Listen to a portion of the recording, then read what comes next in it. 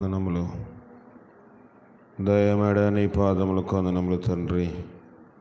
ఈ ఉపవాస ప్రార్థనలు అనేక అంశముల కోసం మేము ప్రార్థన చేయవలసిన్నది. నీ ఆత్మచేత నన్ను మమ్మల్ని నింపండి ప్రభా. నేను వట్టివాడిని ప్రభా. నీ వాక్యం బోధించే యోగ్యత అర్హత నాకు లేదు దేవత. నేను బలహీనుడను, శరీరంగాను ఆత్మీయంగాను బలహీనుడను.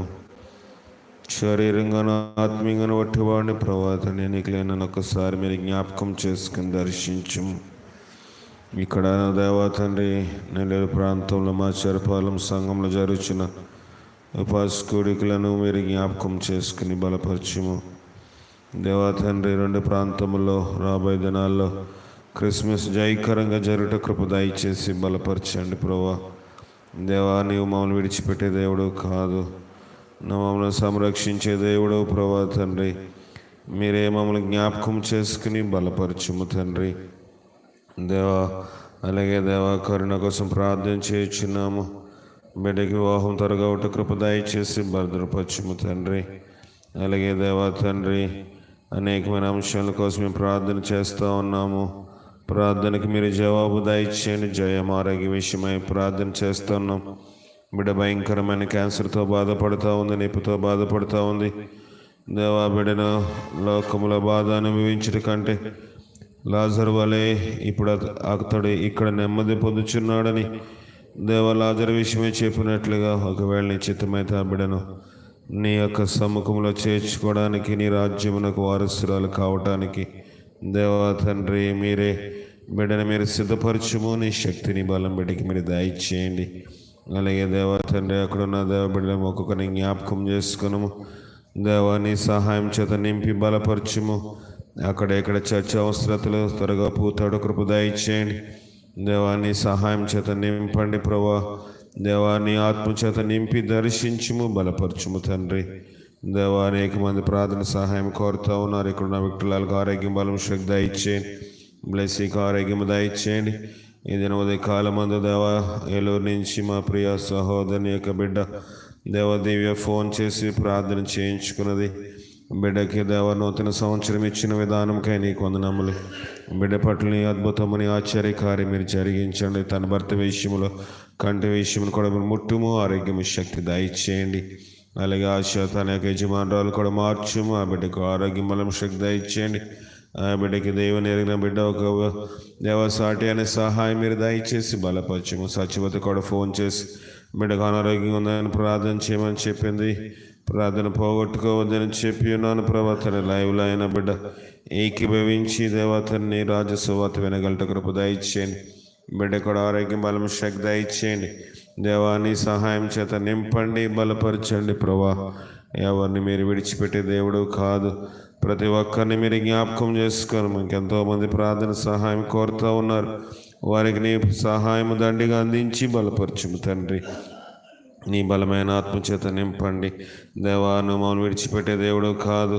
నువ్వు మమ్మల్ని రక్షిస్తూ ఉన్నావు. ప్రతి విషయంలో దేవా మమ్మల్ని కాపాడుతూ, దేవా తండ్రి మమ్మల్ని బ్రతికిస్తూ, దేవా తండ్రి మమ్మల్ని కొనియాడుతూ ఉన్నా దేవుడా. నీ కొందనములు తండ్రి నీ ఆత్మతో ఉంచి బలపరచుము. అలాగే దేవా తండ్రి, దేవా మా చెరపాలన బిడ్డలు ఒక్కొక్కరిని మీరు జ్ఞాపకం చేసుకుని, అక్కడ ఎలీషా గారిని జ్ఞాపకం చేసుకుని ఆయన కూడా ఆయన చెవు దేవ ముట్టబడాలని ప్రార్థన చేయమని కోరి ఉన్నారు. ఆయన చెవుని కూడా ముట్టుము. అక్కడ నా దేవా తండ్రి ప్రిస్కిలను కూడా జ్ఞాపకం చేసుకున్నాము. బిడ్డ యొక్క బలహీనత నుంచి విడుదల మీరు దయచేయండి. ఆరోగ్యం బలం శక్తి చేత నింపండి. దేవా తండ్రి, ఇంకా ఎంతమంది ప్రార్థన సహాయం కోరుతూ ఉన్నారు. వారిని ప్రార్థన సహాయం వెళ్ళమని ప్రబలికని జ్ఞాపకం చేసుకున్నాము. సోమవారం వెళ్ళి డెలివరీకి అడ్మిట్ అవ్వాలని ఆశపడుతుండగా బిడ్డ కూడా సులువైన ప్రసూతిని మీరు దయచేసి బలపరచుము తండ్రి. మంజుల యొక్క పొలం విషయంలో కూడా నీ గొప్ప కార్యం జరిగించుము. ఆ ధాన్యము అమ్మిన వారి యొక్క సొమ్ము దేవా త్వరగా ఇవ్వగలట కృప దయచేసి బలపరచుము. దేవా బిడ్డను కూడా మారు మనసు రక్షణలోకి నడిపించుము. దేవా ఇహ సంబంధమైన ఆశీర్వాదములు కాదు కానీ ఆత్మ సంబంధంగా ఎదిగే బిడ్డను చేయము తండ్రి. లోకము అశాశ్వతమైనది ప్రభా, దాని మేము పెనడు చూడకుండా నీవేమో చూసే భాగ్యం బిడ్డకి మీరు దయచేసి బలపరచుము తండ్రి. ఇంకా అనేక మంది ప్రార్థన సహాయం కోరుతూ ఉన్నారు. పరిచయం చేసిన బిడ్డలు జ్ఞాపకం చేసుకుని క్రిస్మస్ కోసము దేవా తండ్రి నాటికి నేర్చుకొని ఆశపడుతూ ఉన్నారు.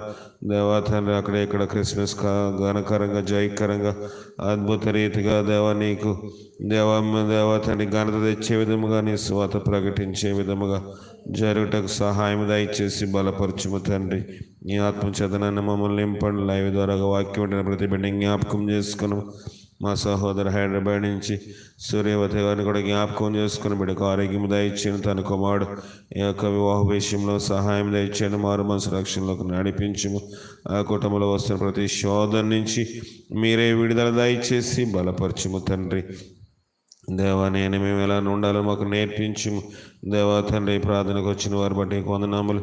రాను మా ప్రియ బిడ్డలతో దేవా తండ్రి మీరే మాట్లాడము తండ్రి. మీరే నీ సహాయం దయచేయండి తండ్రి. మీరే నీ ఆత్మచేత నింపండి, భద్రపరచండి. దేవా తండ్రి ఎక్కడ మీరు విడిచిపెట్టే దేవుడు కాదు కదా. దేవా తండ్రి మీరు రక్షించి కాపాడి భద్రపరచుము తండ్రి. దేవా నన్ను నమ్మకస్తుడిగా చేయము తండ్రి. నన్ను యథార్థవంతుడిగా చేయండి ప్రభా. నీ సత్య సువార్తను ఎలాగ అందించాలో నాకు నేర్పించుము తండ్రి. దేవా రేపు ఇక్కడ మా చిరపాలము సంఘంలో జరిగే ఆరాధనలో నీ సహాయం దయచేయండి. దేవా సత్య సువార్తను అనేక మంది ప్రకటిస్తూ ఉన్నారు. దేవా తండ్రి వక్ర బోధలు దేవా తండ్రి లోకంలో ఎన్నో ఉన్నాయి. వారిని ఎదిరించడానికి అనేక మంది కంకణము కట్టుకుని నిలబడుతున్నారు.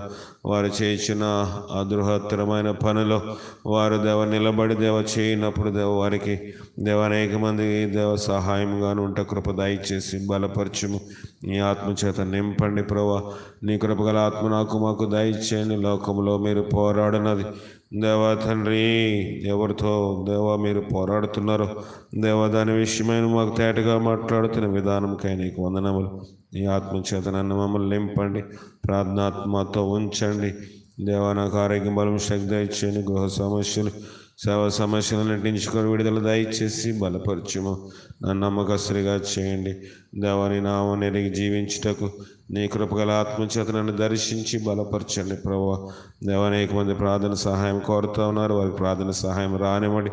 ఏదైనా మంది మరి తండ్రి అధికారులు కొంత తండ్రి కొయ్య పని కలప చెక్క పని చేస్తున్న వారి గృహాల మీద రైడ్ చేసి తండ్రి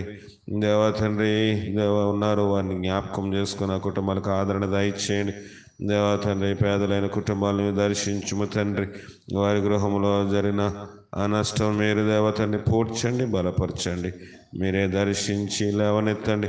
మారు మనసు లేని వారికి మారు మనసు దయచేయండి తండ్రి. రక్షణ లేని వారికి రక్షణ మీరు అనుగ్రహించి తండ్రి కృపచేత నింపి నన్ను మమ్మల్ని జ్ఞాపకం చేసుకున్నాము తండ్రి. తండ్రి ఇంకా అనేక మంది కోసం మేము ప్రార్థన సహాయం తండ్రి ప్రకటించున్నాం. తండ్రి ఇంకా ప్రార్థన సహాయం రానివ్వండి. ఇక్కడ మా చెరపాలెం కావాల్సిన మందిరంలో తండ్రి వనరులన్నిటి కూడా మీరు సమకూర్చి బలపరచుము. నీ ఆత్మచేత నింపండి. బిడ్డలైన వారికి బిడ్డలు దయచేయండి. అనారోగ్యం వరకు ఆరోగ్యం దయచేయండి. ఆర్థిక సమస్యలతో బాధపడుచున్న వారికి ఆర్థిక సమస్య నుంచి విడుదల దయచేయండి. సేవలో అనేక మంది సంఘ కాపులు నిజమైన పరిచయం చేస్తూ ఉన్నారు. వారి పరిచయం మీరు దీవించుము, బలపరచు. ఫిలిప్పిని కూడా జ్ఞాపకం చేసుకుని పిలుపుకి ఆరోగ్య బలం శక్తి దయచేసి నీ దయచేత బిడ్డను నింపి తండ్రి బిడ్డ కూడా నీ శక్తి చేత నింపండి. విద్యను అభ్యసించిన బిడ్డలు కూడా జ్ఞాపకం చేసుకోండి. వివాహముల కోసం ఎదురు చూస్తున్న వారి త్వరగా వివాహంలో ఒకటి కృప దయచేయండి. ఉద్యోగంలో వ్యాపారంలోను వ్యవసాయంలో తండ్రి బిడ్డలకి జయం మీరు దయచేసి బలపరచుము. తండ్రి ఇంకా తండ్రి మారు మనసు లేని వారికి మారు మనసు రక్షణ వాగ్దానం మీరు అనుగ్రహించి బలపరచుమని మా ప్రభును రక్షకుడైన క్రీస్తు ద్వారా అడిగి వేడుకొనిచున్నాం పరమ తండ్రి. ఆమేన్. వాక్యం వినక ముందు ఆండ్రూ వచ్చి ఒక పాట పాడతాడు.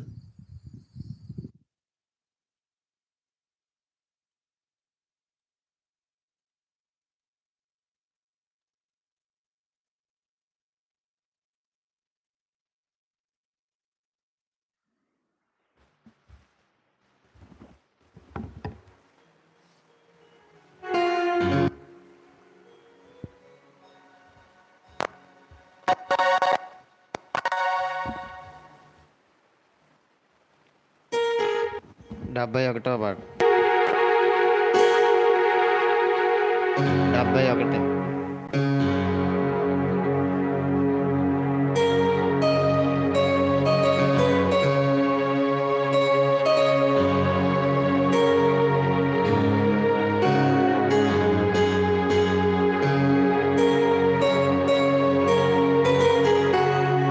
రక్తమే జయం, రక్తమే జయం, కల్వారి యేసుని రక్తమే జయం, కరుణా యేసుని రక్తమే జయం, కరుణా యేసుని రక్తమే జయం, పాపాన్ని కడిగిన రక్తమే జయం, శాపాన్ని మాపిన రక్తమే జయం, పాపాన్ని కడిగిన రక్తమే జయం, శాపాన్ని మాపిన రక్తమే జయం, పరిశుద్ధ పరచిన రక్తమే జయం, పరిశుద్ధ పరచిన రక్తమే జయం, శాంతిని నొసగిన రక్తమే జయం, శాంతిని నొసగిన రక్తమే జయం, రక్తమే జయం, రక్తమే జయం, కల్వారి యేసుని రక్తమే జయం, కరుణా యేసుని రక్తమే జయం, విడుదలనిచ్చిన రక్తమే జయం, కొరతలు తీసిన రక్తమే జయం, విడుదలనిచ్చిన రక్తమే జయం, కొరతలు తీసిన రక్తమే జయం, జయమునిచ్చిన రక్తమే జయం, జయమునిచ్చిన రక్తమే జయం, బలమునొసగిన రక్తమే జయం,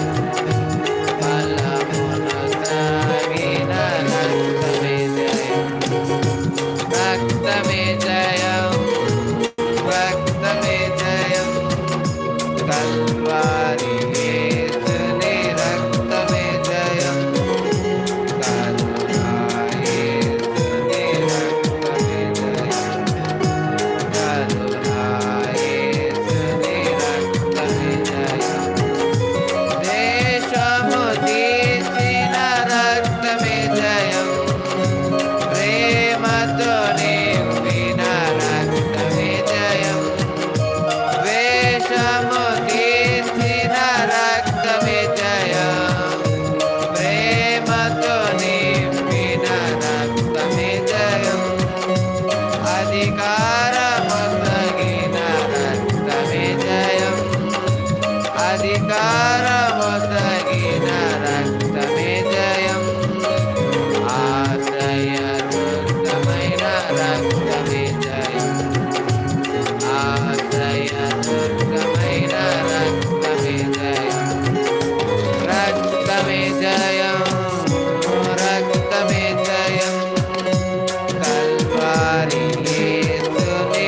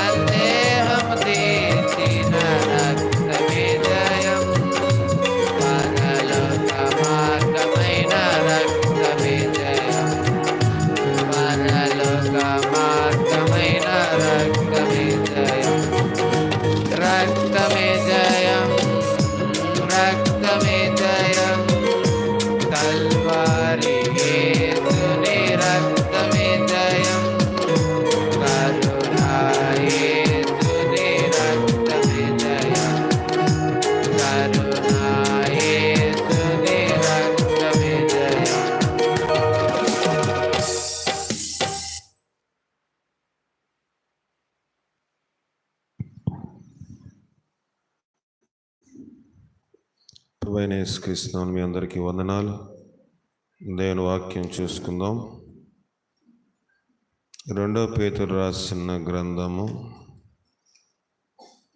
కొత్త నిబంధన భాగంలో 219వ పేజీ. 219వ పేజీ. పేతురు రాసిన 2వ పత్రిక 2వ అధ్యాయము. పేతురు రాసిన 2వ పత్రిక 2వ అధ్యాయము 21వ వచనము. వారు నీతి మార్గమును అనుభవపూర్వకముగా తెలుసుకొని తమకు అప్పగింపబడిన పరిశుద్ధమైన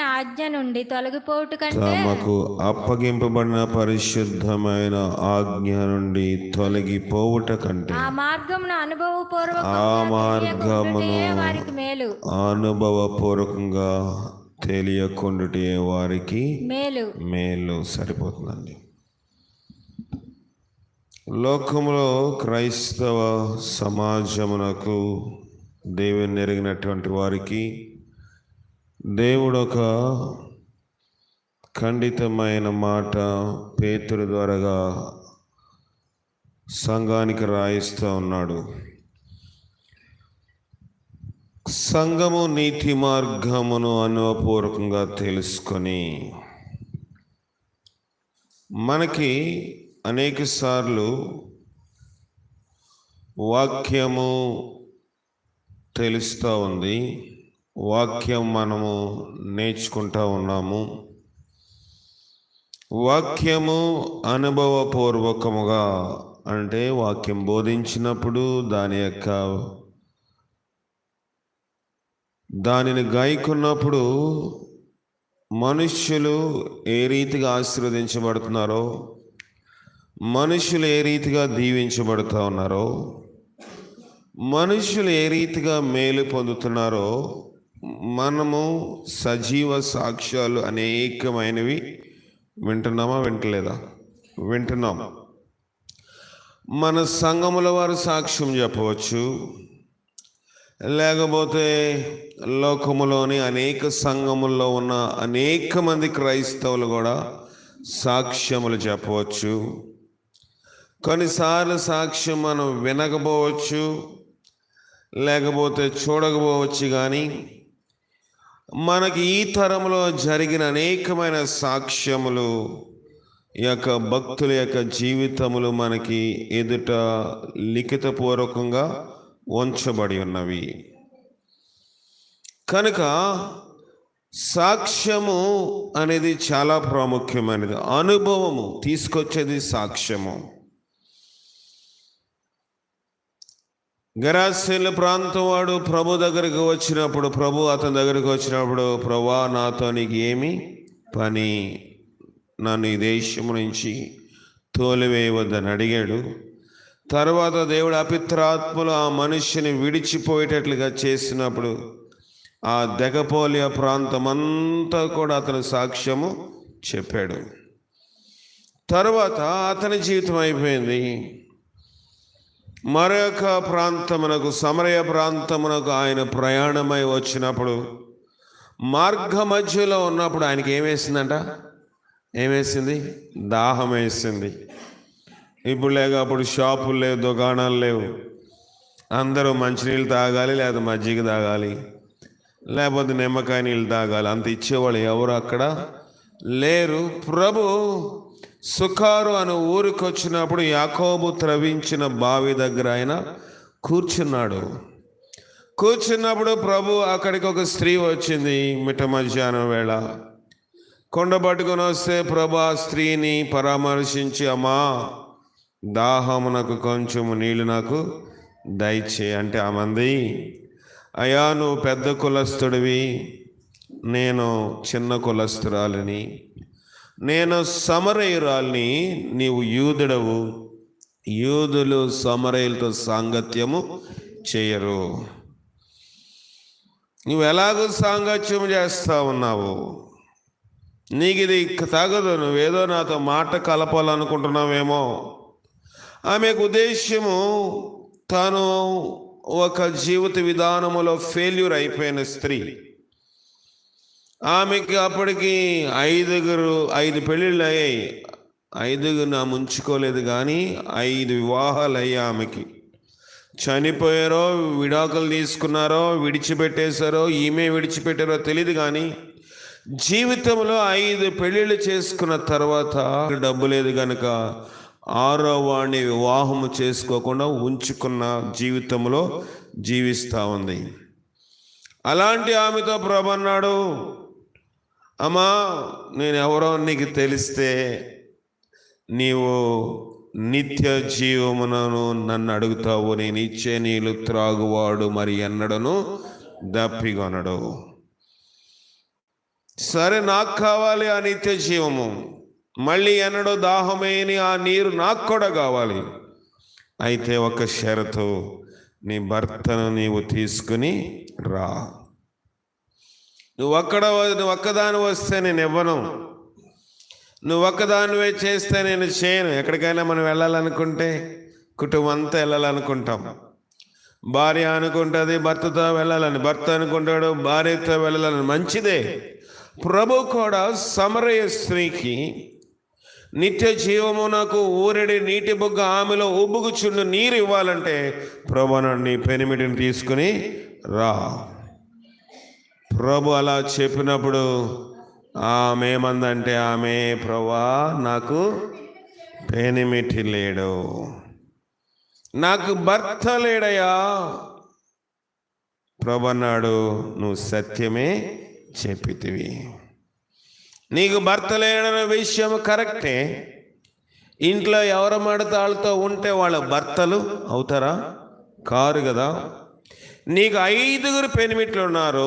ఇప్పుడున్నవాడు నీ పెనిమిటి కాడు, ఉంచుకున్నవాడు భర్తగా చలామణి అవ్వడు. సంసారం చేసినంతరానే, శరీర సంబంధమైన సంబంధం ఉన్నంతరానే అతడు భర్తగాడు గనుక నువ్వు కరెక్ట్గానే సత్యమే చెప్పితివి.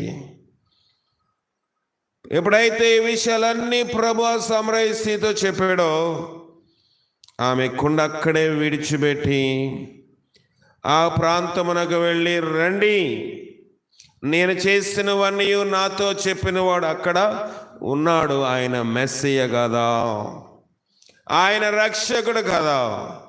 ఒక సమరయ స్త్రీ వివాహము జీవితంలో ఫెయిల్యూర్, తన యొక్క వివాహ జీవితము అంత నాశనం అయిపోయిన స్త్రీ ఊరంతటిని ప్రభావితం చేయగలిగిందా లేదా? చేసింది.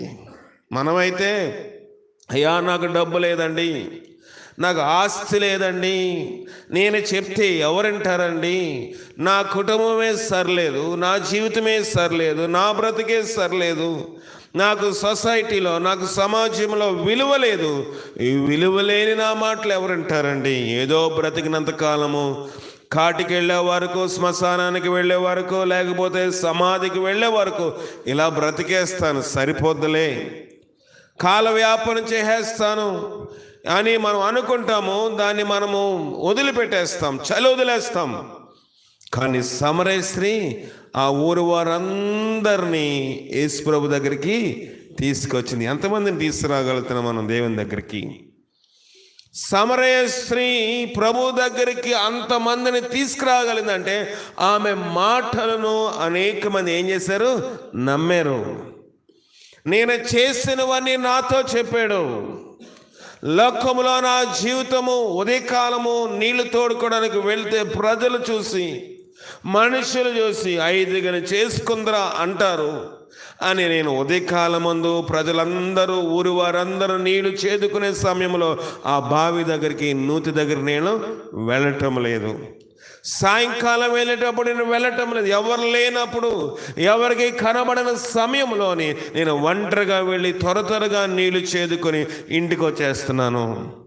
అలాంటి సమయంలో ఒక యవనస్తుడైన యూదుడు కనబడ్డాడు. కనబడితే నేను అనుకున్నాను, అతను నాతో మాటలు కలుపుతుంటే, అతను నాతో ఏదో సంభాషించాలనుకుంటే, నాకు చేద కావాలి, చేదుకున్న ఒక డొక్కు కావాలి, బకెట్ కావాలి, బాల్చి కావాలి, ఇవి కావాలని అడిగితే నాతో ఏదో మాట కలిపి, నాతో ఏదో లోక సంబంధమైన శరీర సంబంధమైన శరీరేచ్ఛలతోటి మాట్లాడుతున్నాడు అనుకొని నేను చాలా ఖండితంగా అతనితో మాట్లాడాను. కానీ అతడు మెస్సీ అని నాకు తెలియలేదు. ఆయన అన్ని విషయాలు నాతో చెప్పినప్పుడు ఈయన క్రీస్తుగాడా, ఈయన రక్షకుడు కాదా, ఈయన మెస్సియా కాదా, నేను చేసినవన్నీ నాతో చెప్పాడు. రండి అని ఊరు వారందరినీ బావి దగ్గర తీసుకుని వచ్చింది. ఎన్ని రోజులే వెళ్ళిందండి దేవుని సంధికి. ఏ రోజు దేవుని సంధికి వెళ్ళదు, ఒక మధ్యాహ్నం పూట వేళలో వాక్యము ఆమెతో మాట్లాడినప్పుడు, దేవుని యొక్క స్వరము ఆమెతో తేటగా మాట్లాడినప్పుడు ఆమె హృదయం కదిలించబడిపోయి వెళ్ళి ఏదో సుఖంగా పడుకోవాలి, ప్రభు నాకు నిత్య జీవం ఇస్తానన్నాడు, పరలోకం ఇస్తానన్నాడు, నేను చెప్పింది కూడా ప్రభు ఏమన్నాడు, సత్యమే చెప్పేవనన్నాను అన్నాడు. గనుక నా అంత భాగ్యవతురాలు, నా అంత భాగ్యమైనది ఇంకెవరు ఉండదు, ప్రభంతటి వాడే నేను సత్యము చెప్పాను అన్నాడు. గనుక నేనే గొప్పదాని అని ఆమె అనుకోలేదు. నేను చేసినవన్నీ నాతో చెప్పిన ఆ మనిషిని చదవనమా, చదువు ఆ మాట. మీ కొరకు అది కాదు, ఈ పాఠం ఇందాక చదివింది సమరయ స్త్రీ కోసం. నేను చేసినవన్నీ ఎన్నో వచ్చిన చదువుతున్నావు, 4:19-20 చదువు, 4:20 చదువు, యోహాను 4:20 చదవండి అమ్మా.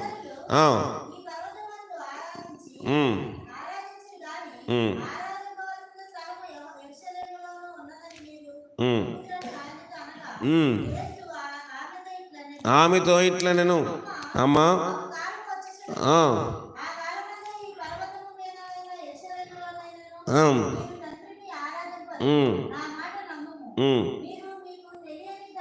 పంతొమ్మిదవ వచనం. అప్పుడు ఆ స్త్రీ, చదవండి మైక్లో చదువు. అప్పుడు ఆ స్త్రీ, అయ్యా నీవు ప్రవక్తవని గ్రహించుచున్నాను,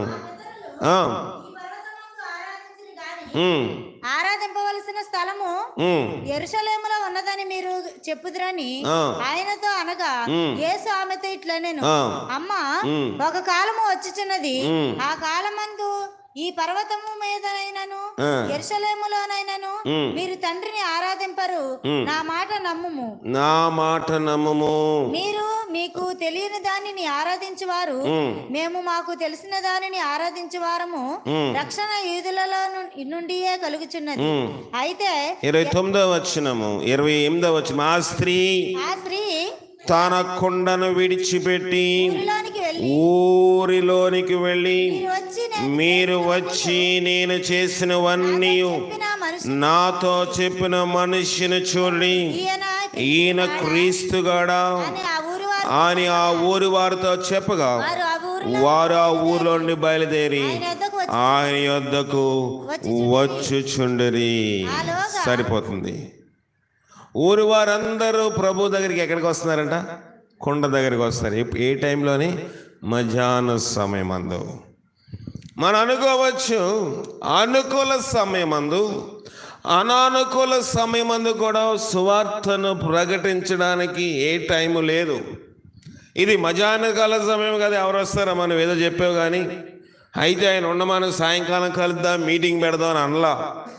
మీరు నాతో చెప్పిన మనిషిని మీరు చూడాలంటే రండి, ఆయన బావి యొద్ద కూర్చున్నాడని ఊరు వారందరూ సుఖారని ఊరు వారందరికీ చెప్పినప్పుడు వారందరూ ఆయన యొద్దకు వచ్చుచుండిరి. ఎంతమందిని మనం ప్రభావితం చేయగలుగుతున్నాం?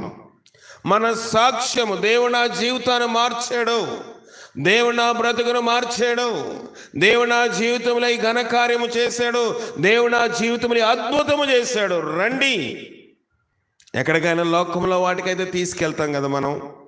స్నేహితుల వివాహం తీసుకెళ్తాం, సినిమాలు తీసుకెళ్తాం, షికారులు తీసుకెళ్తాం, మంచి భోజనశాల రెస్టారెంట్కో మంచి హోటల్స్కో తీసుకెళ్తాం, లోక సంబంధమైన వినోదాలకి వాటికి తీసుకెళ్తాం. కానీ దేవుని సన్నిధికి ఎంతమందిని తీసుకురాగలుగుతున్నాం?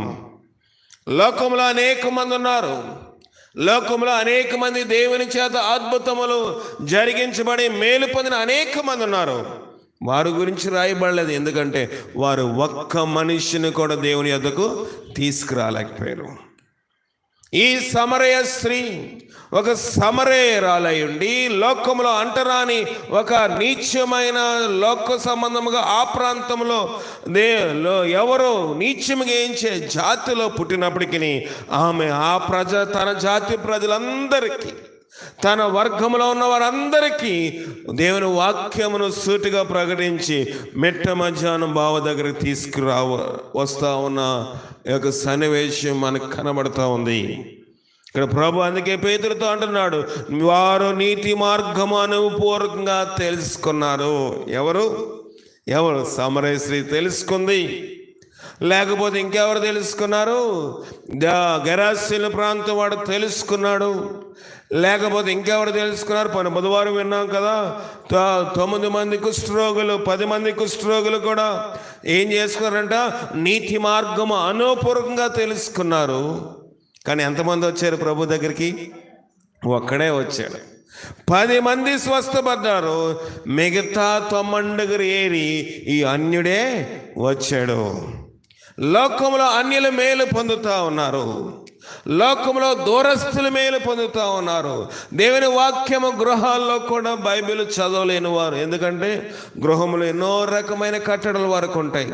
భర్త మారు మనసు పొందునుడు, భర్తలో ఒక లోక సంబంధమైన వ్యక్తి ఉండొచ్చు, లేకపోతే అత్తమామలో లోక సంబంధమైన వ్యక్తి ఉండొచ్చు. రహస్యంగా అందరూ పడుకున్న తర్వాత ప్రభుని ఆరాధించే వాళ్ళు అనేక మంది ఉంటారు. మనకి వాక్యము తేటగా అందబడుతుంది, వాక్యం ఎంతో ఇదిగా అందబడుతుంది. ఈ దినం ఉదయ కాలము నేను లెక్క ముందే నాకు ఫోన్ వచ్చింది. ఎవరని చూస్తే మన కృపారావు కుమార్తె ఫోన్ చేసింది. ఏంటి ఉదయకాలం ఫోన్ చేస్తుంటే నాకు కొంచెం ఆందోళన అయింది. ఏంటమ్మా ఉదయమే ఫోన్ చేసావు అంటే, అన్నయ్య నాది ఈరోజు పుట్టినరోజు, ప్రార్థన చేయించుకుందామని ఫోన్ చేశాను. చాలా సంతోషం అనిపించింది. సంఘంలో ఉన్న వాళ్ళకి అది లేదు. సంఘంలో ఎప్పుడో సాయంకాలం కేక్ కట్ చేసేటప్పుడు ప్రార్థన చేయండి అంటారు. అయ్యో బిడ్డకి లోక సంబంధముగా అత్తమామల ద్వారా స్వేచ్ఛ లేదు. దేవుని ఆరాధించుకోవడానికి, వాక్యం వినడానికి, లోకంలోని విగ్రహారాధన కుటుంబంలో ఉంటూ ఉదయకాలమే దైవజనుడికి ఫోన్ చేయాలి, ప్రార్థన చేయించుకోవాలి. మనమైతే ఇవాళ పుట్టినరోజు కనుక, నా మ్యారేజ్ డే కనుక చికెన్ వండుకోవాలి, బిర్యానీ వండుకోవాలి. ఇది అయ్యో ఉదయమే ఈవేళ పుట్టినరోజు, లేకపోతే నా వివాహ దినము, లేకపోతే నాది ఈవేళ మారు మనసు పొందిన రోజు కనుక ఉదయమే లేచిన వెంటనే దైవజనుడికి ఫోన్ చేయాలి, ప్రార్థన చేయించుకోవాలి అనే అనుభవంలోనికి మనం వస్తున్నామా? మనమేమనుకుంటాము? పార్టీ చేసుకుంటేనే ప్రార్థన. దేవుడు సంవత్సరం అంతా బ్రతికించినందుకు కృతజ్ఞత కలిగిన జీవితం అనుకుంటుందా? దేవుడు సంవత్సరం అంతా బ్రతికించినందుకు ఉదయమే లేచి లేకడంతో, అయ్యా నేను నూతన సంవత్సరం దేవుడు నన్ను ప్రవేశపెట్టాడు, నా కోసం ప్రార్థన చేయండి. ఈ నూతన సంవత్సరం దేవుడు నూతనమైన జీవితం ఇచ్చినట్లు. ప్రియమైన దేవుని సంగమా, లోకంలో బర్త్డే అయితే తినబడినారు, వీటిని చేసుకోవాలనుకుంటాం. మంచిదే, సంతోషంగా ఉండొద్దని నేను చెప్పటం లేదు. కానీ వాటన్నిటికంటే ప్రాముఖ్యంగా దేవుని యొక్క సన్నిధిలోని, దేవుని యొక్క సముఖంలో ప్రార్థించుకోవడం చాలా ప్రాముఖ్యమైనది. నీతి మార్గమును ఎలా తెలుసుకున్నారంట? అనుభవపూర్వకంగా తెలుసుకున్నారంటే 21వ వచనము, తమకు అప్పగింపబడిన పరిశుద్ధమైన ఆజ్ఞ నుండి తొలగిపోవట కంటే ఆ మార్గము అనుభవపూర్వకంగా తెలియకుండాటే వారికి మేలు. వాక్యము తెలిసిన తర్వాత, వాక్యము అనుభవించిన తర్వాత, వాక్యం యొక్క విలువ మనకు తెలిసిన తర్వాత, మన జీవితంలో వాక్యమును సారాంశము మనము క్రియాపూర్వకంగా అనుభవించిన తర్వాత, మన ఎదుటిన్న వారు అనుభవించిన తర్వాత మనం ఏం చేయకూడదు? దాని నుంచి ఏం చేయకూడదంట? తొలగిపోకూడదు. వాక్యం మనకు తెలుసు. ఏమని తెలుసు చెప్పండి? వాక్యం ఏమని తెలుసు? అబ్రహాము గురించి మనం అనేక సార్లు వింటాం. అబ్రహాం ఏం చేశాడంట? బలిపీఠము దగ్గరికి వచ్చాడు. బలిపీఠం అంటే అర్పణ అర్పించడానికి వచ్చాడు. ఏం పెట్టాడు? పక్షులు పెట్టాడు. కొన్ని జంతు మాంసములను అక్కడ ఖండించి పెట్టాడు. పెట్టిన తర్వాత ఏం చేస్తా ఉన్నాడు, దేవుడు అర్పణను తీసుకుని అంతవరకు అతను కనిపెడతా ఉన్నాడు. దేవుడు అర్పణ అంగీకరించడానికి ఆ రోజుల్లో ఇప్పుడంటే మనం తీసుకొచ్చిన అర్పణ మనం దైవజనుడికి ఇచ్చి ప్రార్థన చేయించుకుంటాం, అందరితో అయిపోతుంది. కానీ ధర్మశాస్త్రం రాకముందు, దేవుని యొక్క మోషే ధర్మశాస్త్రం రాకముందు దేవునికి ఏదైనా అర్పణ ఇవ్వాలంటే వారు ఒక బలిపీఠం కట్టాలి, బలిపీఠం మీద దాన్ని పెట్టాలి. దేవుని యొక్క అగ్ని ఆకాశం నుండి దిగి వస్తుంది. ఆ అగ్ని దాన్ని దహిస్తే దేవుడు అర్పణను అంగీకరించాడని లెక్క. కనుక కయ్యూను కూడా బలిపీఠం కట్టాడు, దేవునికి అర్పణ ఇష్టం లేదు, దేవుడు అర్పణ తీసుకోలేదు. హేబేలు కూడా ఒక బలిపీఠం కట్టాడు, దేవుడు హేబేలును అతని అర్పణను లక్ష్యము చేశాడు. ఆ రీతిగానే అబ్రహాము కూడా బలిపీఠం కట్టాడు. అబ్రహాము కూడా దేవునికి అర్పణ అర్పించాలని ఆశతో పెట్టాడు. అయితే సాయంకాలం అయిపోయిందంట, పొద్దు గొంగిపోయింది. అబ్రహాంకు ఇప్పుడు ఏమొస్తుందంట, ఏమొస్తుంది, నిద్ర వస్తుంది. నిద్ర వచ్చినప్పుడు కటికి చీకటి అతనిని కమ్ముకుంది. కటికి చీకటి అబ్రహాం మీద కమ్ముకుంది. ఒక దేవుని సన్నిధిలోనే మనం అలక్ష్యంగా ఉండడానికి వీల్లేదు. అనేక సార్లు చెప్తా ఉన్నాను, అనేక సార్లు మీకు హెచ్చరిస్తా ఉన్నాను, దేవుని సన్నిధిలో మనం నిర్లక్ష్యంగా అలక్ష్యంగా ఉండడానికి వీల్లేదు. అర్పణే కదా, దేవుని యొక్క బలిపీఠం దగ్గరే కదా ఉన్నాను, దేవుని యొక్క సన్నిధిలోనే కదా ఉన్నాను. చూడండి 15వ అధ్యాయం ఆదికాండం 15:16.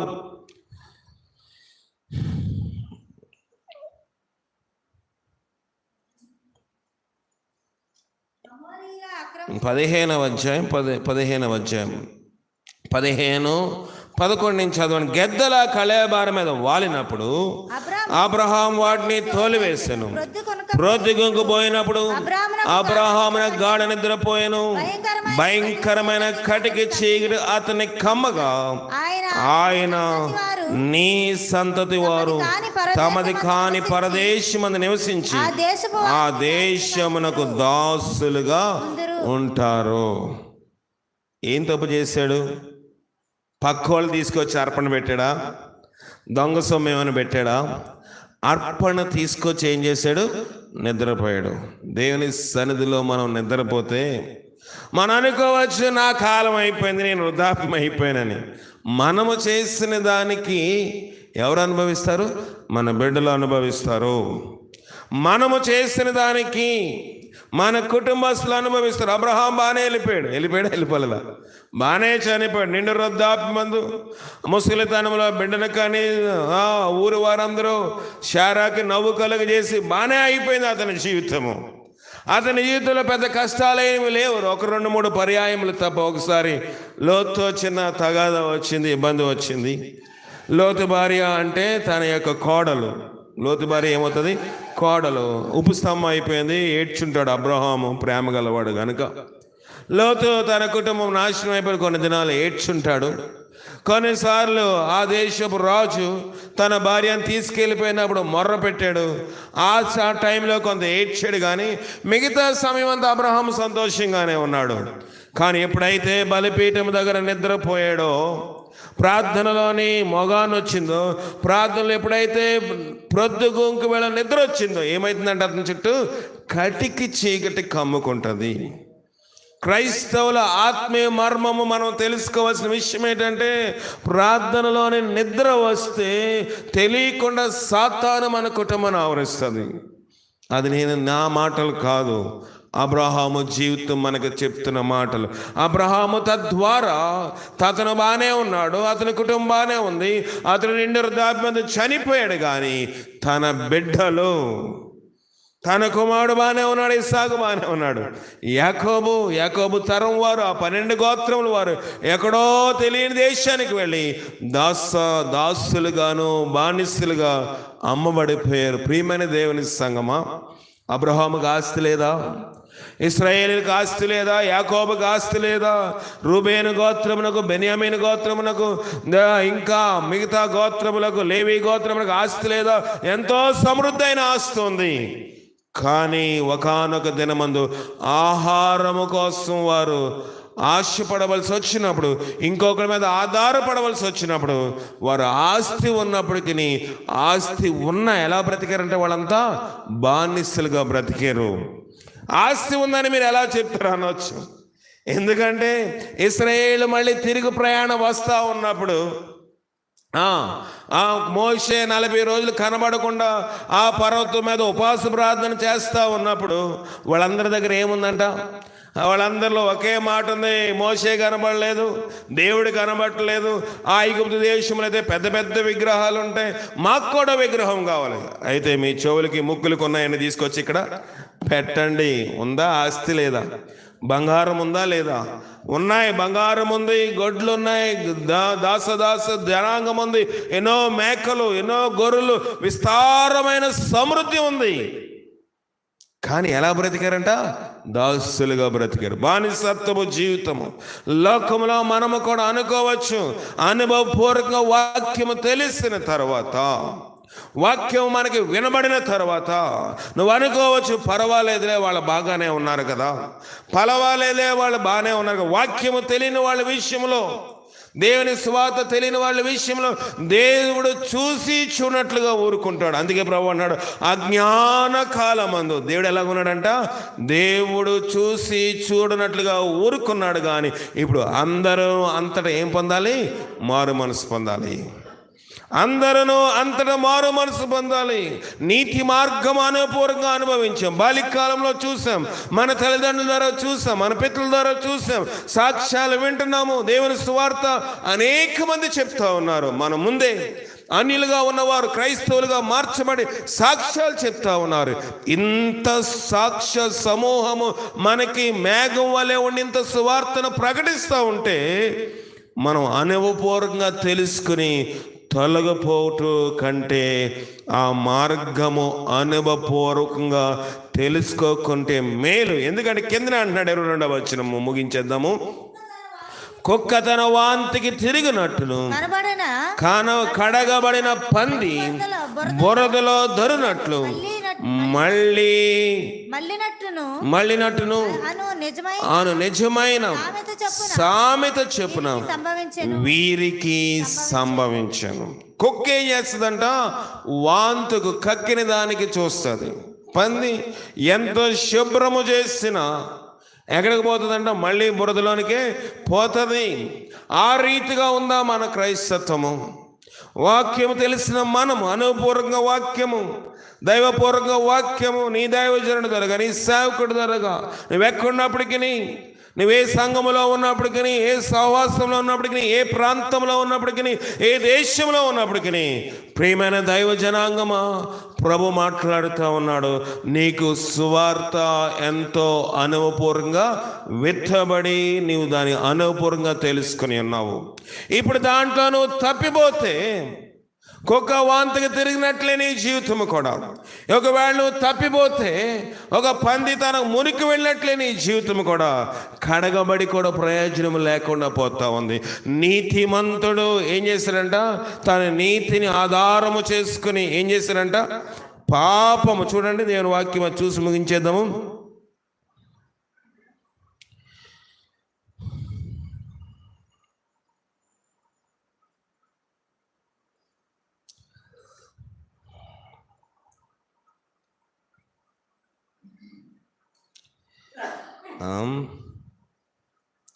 దేని వాక్యం? యెహెజ్కేలు రాసిన గ్రంథం 33వ అధ్యాయము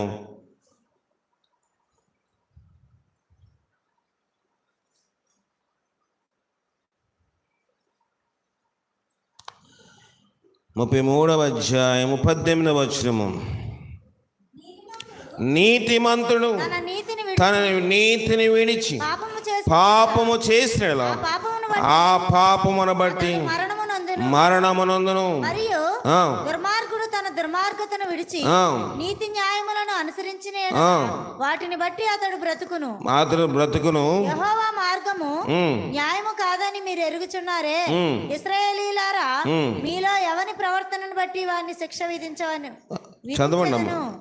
మనము చెరలోనికి వచ్చిన 12వ సంవత్సరము 10వ నెల 5వ దినమున ఒకడు యెరూషలేములో నుండి తప్పించుకొని నా ఎద్దుకు వచ్చి నీతిమంతుడు, మళ్ళీ చదవండి అన్నమాట.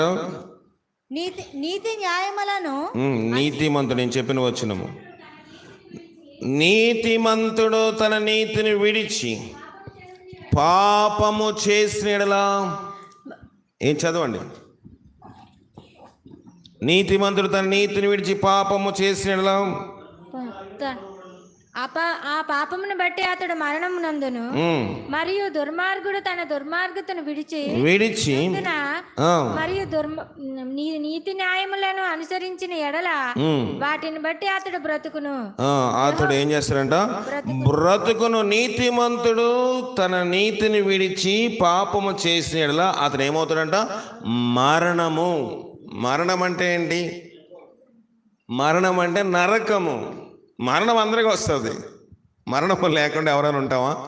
అందరికీ మరణం అనేది ఉంటుంది. కానీ నరకము నీతిమంతుడే, కానీ దాన్ని ఏం చేసుకున్నాడు? నీతిని విడిచిపెట్టేశాడు. ఏం చేశాడంట?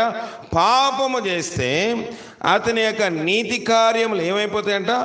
మరువబడతాయంట. నీతి కార్యములన్నీ జ్ఞాపకములోనికి రావు. నీతిమంతుడు తన నీతిని విడిచి పాపము. 13వ వచనం చదవండి. 13. నిజముగా బ్రతుకునని నేను చెప్పినందున అతడు తన నీతిని ఆధారం చేసుకుని, నీతిమంతుడు తన నీతిని ఆధారము చేసుకుని పాపము చేసిన నీతి క్రియలన్నిటిలో అతడు నీతి క్రియలన్నిటిలో జ్ఞాపకమునకు తేబడదు. ఏవి జ్ఞాపకమునకు తేబడదు ఉంటాయంట. నేను అప్పుడు ఎలాగ చేశానండి, నేను ఫలానప్పుడు ఎలాగున్నాను, ఫలానప్పుడు ఫలానా సంఘములో నేను ఈ రీతిగా ఉపయోగపడ్డాను, ఫలానా చర్చ్కి ఇంత డొనేషన్ చేశాను, ఫలానప్పుడు ఇంతమంది నేను రక్షణలో నడిపించాను, ఫలానా అప్పుడే ఎంతో 30-40 సంవత్సరాల క్రితం నేను మారుమనసు పొందాను. కానీ ఇప్పుడు ఎలాగున్నావు? నీతిని విడిచిపెట్టావు. ఏం చేసావంట? పాపము చేసావు కనుక నీతి కార్యములన్నీ ఏమైపోయాయంట? జ్ఞాపకములకు తేకుండా ఏమైపోయాయంట? మరువబడిపోతున్నాయి. ఏమి జ్ఞాపకంలోకుండా చేసినంత ఏంటంటే బూడిదలో పోసిన. మనం చేసాము నిజమే, కానీ చేసిన దాన్ని నిలబెట్టుకోవాలి అంటే ఓపుకున్నంత వరకు కాదు చేయవలసిన భక్తి, ఊపురున్నంత వరకు భక్తి చేయాలి. ఓపుకు లేదండి అంటే కుదరదు. దేవుడు అంటాడు, అందుకే అంతము వరకు సహించువాడే రక్షించబడను.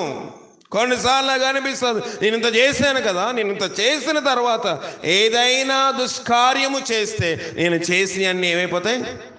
మరుగుపడిపోతాయి. ఒక బ్లాక్ బోర్డు మీద పాఠశాలకు వెళ్తే నలుపుగా ఉన్న బోర్డు మీద అక్షరాలని రాస్తారు. అంతా అయిపోయిన తర్వాత వద్దు అనుకుంటే ఏం చేస్తారు? డస్టర్ తీసుకుని గుడ్డ తీసుకుని తుడిసేస్తారు. కనబడతాయా? ఏమి రాస్తారో కూడా కనబడదు. ఆ రీతిగా అయిపోతుందంట మన జీవితము. అయ్యా పలానప్పుడు ఎంత చేశాను, నేను చేయలేదా? నేను పరిచర్య చేయవచ్చు, వాక్యం బోధించవచ్చు, అనేకమైన త్యాగం చేయొచ్చు. ఇవన్నీ చేసి రేపొద్దున చచ్చిపోతాను అనగా ఎక్కడో ఒక దుష్కార్యము చేస్తాను అనుకోండి, చేసిన ఇవన్నీ ఏమైపోతాయంట? మరువబడిపోతాయి, జ్ఞాపకంలోనికి రావు. అవి దేవుడి జ్ఞాపకము చేసుకోడు. మనం అనుకోవచ్చు నేను చేస్తాను, చెప్పుకోవడానికి కూడా దేవుడు అవకాశం ఇవ్వడు. అయ్యా నేను పలానప్పుడు అలాగున్నానండి, పలానప్పుడు ఇలాగ చేశానంటే ప్రభు అంటాడు, అప్పుడు చేసావు, ఇప్పుడు దానిని బట్టి చెప్పడానికి అవన్నీ ఏమైపోయి? మరుగుపడిపోయి. ఎందుకంటే కొంచెము ఏముందంట? బుద్ధిహీనత ఎక్కడ పెట్టావు? త్రాసులో ఉంచావు. జ్ఞానము తేలిపోయింది, ఘనత కూడా తేలిపోయింది. బుద్ధి లేని కనికలు అదే చేస్తారు. దీపం ఉందా లేదు చెప్పండి? ఉంది. దీపంలో ఒత్తు ఉందా? ఉంది. దీపంలో చిమిని ఉందా? ఉంది. దాన్ని శుభ్రం చేయడానికి వీళ్ళు ఉన్నారా? అన్నీ ఉన్నాయి. దీపము కొన్నారా లేదా? కొన్నారు. అన్నీ ఉన్నాయి. కానీ అంతకుముందు కూడా వాళ్ళకి వెలుగుతుంది. కానీ అయిపోతున్నప్పుడు నింపుకోవాల్సింది పోయి, పర్వాలేదులే మా దీపమే కదా, మా సావాసమే కదా, మా చర్చే కదా, మా అయ్యగారే కదా, మా పాస్టర్ గారే కదా, పర్వాలేదులే అనుకుంటాం కొన్నిసార్లు మనం. కనుక ఏమైపోయింది? ఆఖరి టైంలో పెండ్లి కుమారుని ఎదుర్కోవాల్సి వచ్చినప్పుడు డ్యూటీలు ఏమి లేదు, నూనె లేదు గనుక, చమురు లేదు గనుక, దాంట్లో ఎలగడానికి దానికి శక్తి లేదు గనుక వాళ్ళు వెళ్ళే లోపు తలుపు వేయబడిపోయింది. నీతి కార్యములు ఏమైపోయాయి? మరుగుపడిపోతున్నాయి. ప్రియమైన దేవుని సంగమం, మనం ఎంత చేస్తున్నా మనం అనుకుంటచ్చు, ఇప్పుడు నాకు ఓపిక లేదు కదా, ఓపుకుంటే నేను ఎక్కువ చేయగలను కదా, ఓపుకుంటే నేను చేస్తాను కదా అన్నీ నేను అనుకోవచ్చు. గతించిన సోమవారం నాకు ఎంతో నీరసము బలహీనతగా ఉంటే, ఆ దినము గృహకోడిక ఉంది అక్కడ. గృహకోడిక ఉంటే, అయ్యా ఈ దినము టీచర్ అడిగారు, అయ్యా ఈ దినము గృహకోడిక మరి క్యాన్సిల్ చేయమంటారా, మీకు బలహీనతగా ఉందా? నేను చెప్పాను, నేను చనిపోయేంత వరకు, నేను మరణం అయితేనే తప్ప, నేను పడక మీద ఉన్నా సరే, పడక తీసుకుని వచ్చి మైక్ అక్కడ పెడితే నేను బోధిస్తాను. ఊపిరినంత వరకు దేవుని సేవ చేయడం నేను ఉన్నాను, కానీ ఓపుకున్నంత వరకు కాదు. నేను ప్రభువునందు బలవంతుడై ఉండడానికి ఈ సేవలో నేను పిలువబడ్డాను. నా ఊపిరి పోతే నేను దానికి ఏం చేయలేను, దానికి ఉత్తరవాదుని కాదు. నేను బ్రతికినంత కాలము నేను దేవుని సువార్త చేయాలి. అంతకుముందు ఒకసారి మీకు సాక్ష్యం చెప్పాను. శ్రీదేవి అనే ఒక యవనస్తురాలు తన ఊరి మీద ఒక నిష్ఠాగరిష్టమైన ఒక బ్రాహ్మణ కుటుంబంలో పుట్టి 2 కాళ్ళు చేతులు ఏమీ పని చేయక, పీక ఒకటే పని చేస్తుంది, మిగతా ఏమీ పని చేయవు. దోమలు తోలుకోవడానికి, ఈగలు తోలుకోవడానికి పని చేయవు. ఆమె తన తండ్రి వెళ్తూ కొన్ని డబ్బులు బ్యాంకులో వేసాడు. దాని మీద వస్తున్న ఆదాయం చేత తన ఆహారం, తన మందులు ఏమీ కొనుక్కోకుండా ఏం చేస్తూ ఉందంట, ఆమె రిక్షా బండి మీద రిక్షా వాడికి ఆ డబ్బులు ఇచ్చి కొన్ని సెంటర్లో ఆపి ఒక గుడ్డేస్తే ఆమె అరిచి కేకలేసినప్పుడు అనేక మంది సువార్తికులు అయ్యారు. ఈ దినపు సాక్ష్యం అది, ఈ దినాల్లో ఉన్న సాక్ష్యము. ఓపిక ఉందా? ఆమెకి ఓపిక లేదు. శక్తి ఉందంటే శక్తి లేదు, బలం ఉందంటే బలం లేదు. అది ఆమె బాధ్యతగా ఎంచింది కనుక. నీకు నాకు బాధ్యత లేదనుకోండి, సువార్త విషయంలో ఓపిక లేదు కాబట్టి, శక్తి లేదు కాబట్టి, బలం లేదు కాబట్టి, సమయం లేదు కాబట్టి విశ్రమిస్తాం. కానీ ప్రభు అంటున్నాడు, ఓపికన్నంత వరకు కాదు, కానీ ఊపిరినంత వరకు, అంటే అంతము వరకు సహించువాడే రక్షించబడతాడు. కనుక అటు అనుభవంలోనికి నీవు నేను మనందరం వెళ్ళినట్లుగా పరిశుద్ధాత్మ శక్తి మనకు సహాయం చేసి కాపాడు. ప్రార్థన చేసుకుందాం. జీవం గల దేవా, నీ ఘనమైన పాదములకు వందనములు. నీ సహాయం మాకు దయచేయండి, బలపరచండి, నన్ను నమ్మకస్తుడిగా చేయండి, యథార్థవంతుడిగా చేయండి. నీ వాక్యం యొక్క శక్తిలో, నీ వాక్యం యొక్క వెలుగులో అనేక విషయాలు మాకు బయలుపరుస్తూ ఉన్నావు. వాటి ప్రకారం మేము జీవించే భాగ్యము మాకు మీరు దయచేసి బలపరచండి. నీ ఆత్మచేత నన్ను మమ్మల్ని నింపండి తండ్రి. నీతిమంతుడు తన నీతిని విడిచి పాపము చేసేలా నీతి కార్యములన్నీ కూడా మరోబడతాయని వాగ్దానం సెలవిస్తోంది. ఆ రీతిగా మేము ఉండకుండా సహాయం దయచేయండి. ఊపిరినంత వరకు, ఓపుకున్నంత వరకు కాదు, కానీ ఊపిరినంత వరకు నీ సువార్తను, నీ పరిచయంలో, నీ రాజ్య విషయమై నేను దేవతని మేము ముందుకు వెళ్ళే భాగ్యం మాకు దయచేసి బలపరచుము. లైక దగ్గర మంత్రశక్తులకు బలం మీరు పడగొట్టు. లైవ్ ద్వారా వాక్యమైన ప్రజలందరినీ కూడా మీరు జ్ఞాపకం చేసుకుని వారితో నీ శక్తి ఉండనివ్వండి, నీ బలం ఉండనివ్వండి ప్రభా. నీ దయగల హస్తం చేత వారిని నింపండి, బలపరచండి ప్రభా. నా దోషం, నా పాపం, నా పితృత ఎవరి మీద ఏలుబడి చేయనివద్దు ప్రభా. నీ దయారసం వారికి మీరు దయచేసి బలపరచు. దేవా, అనేక మంది దేవా తండ్రి లైవ్లో ప్రార్థన సహాయం కోరుతూ ఉన్నారు. దేవా తండ్రి, దేవా వారందరికీ నీ సహాయం చేయించిన శ్రీనివాస్ గారు వారి యొక్క దేవా తండ్రి జీవితంలో వారికి ఉన్న సమస్యల నుంచి కూడా మీరు విడుదల దయచేయండి దేవా కావలి సంధ్యాన్ని కూడా జ్ఞాపకం చేసుకోను. ఆ బిడ్డ తన యొక్క సహోదరుని కోసం ప్రార్థన చేయమని చెప్తా ఉంది. ఆ బిడ్డని కూడా మీరు దర్శించము తండ్రి. దేవా శ్రీనివాసరాజు గారి పేగుల ఇన్ఫెక్షన్ ఉంది, వాపు ఉంది, గ్యాస్ ప్రాబ్లము, స్టమక్ పెయిన్, ఇవన్నిటి నుంచి బిడ్డకి విడుదల దయచేయండి. మంచి గవర్నమెంట్ జాబ్ రావాలని కూడా అడుగుతూ ఉన్నారు. నీ సహాయం రానివ్వండి. దూర ప్రాంతంలో దేవా తండ్రి బిడ్డ దేవగుళ్ళ దేవా తండ్రి దేవా శేషుని జ్ఞాపకం చేసుకుని బిడ్డ యొక్క ఉద్యోగంలో సహాయం దయచేయండి. దేవా తండ్రి దేవాన్ని సహాయం చేత నింపండి. శ్రావంతికి జాబ్ రావాలని గీత్ హనుషు అనే ఒక బిడ్డ తండ్రి ప్రార్థన చేయమని అడుగుతుంది. రేష్మాత్కి వారికి ప్రార్థన సహాయం కోరుతుంది. వారందరినీ సహాయం రానివ్వండి. నీ ఆత్మచేత నింపండి ప్రభా. జాన్ సుకుమార్ గారు జ్ఞాపకం చేసుకోను. ఇంకా దేవ శ్రీకాకుళం విజయనగరం నుంచి ప్రిన్సి అనే సహోదరులు జ్ఞాపకం చేసుకోను. దేవ ఎబినేజర్ గారిని జ్ఞాపకం చేసుకొని దర్శించము. దేవ చిట్టుబాబు గారిని కూడా మీరు జ్ఞాపకం చేసుకోను. దేవా తండ్రి మనలత సహోదరులు జ్ఞాపకం చేసుకోను. బిడ్డలు కూడా మీరు దర్శించము. రత్నంని జ్ఞాపకం చేసుకోను. ఇంకా ప్రార్థన సహాయం కోసం బిడ్డలందరూ జ్ఞాపకం చేసుకోను. దార మల్లేసిని కూడా జ్ఞాపకం చేసుకుని దర్శించి మీరే మహిమ ఘనత పొందండి. లైవ్ ద్వారా అనేక మంది సువార్త వింటూ ఉన్నారు. వారికి కావాల్సిన ఇంకా వాక్యము తేటగా అందించి బలపరచమని మా ప్రభును రక్షకులైన క్రీస్తు ద్వారా అడిగి వేడుకొనిచున్నాం పరమ తండ్రి, ఆమేన్. మన పరమ తండ్రి అయిన దేవుని యొక్క ప్రేమ, కుమారుడైన యేసుక్రీస్తు వారికి కృప, పరిశుద్ధాత్మిక నీ సహవాసము ఇప్పుడు ఎల్లప్పుడు సదా మనకి తోడై నడిపించి కాపాడను గాక. ఆమేన్. అందరికీ వందనాలు. సెలవు తీసుకుందాం.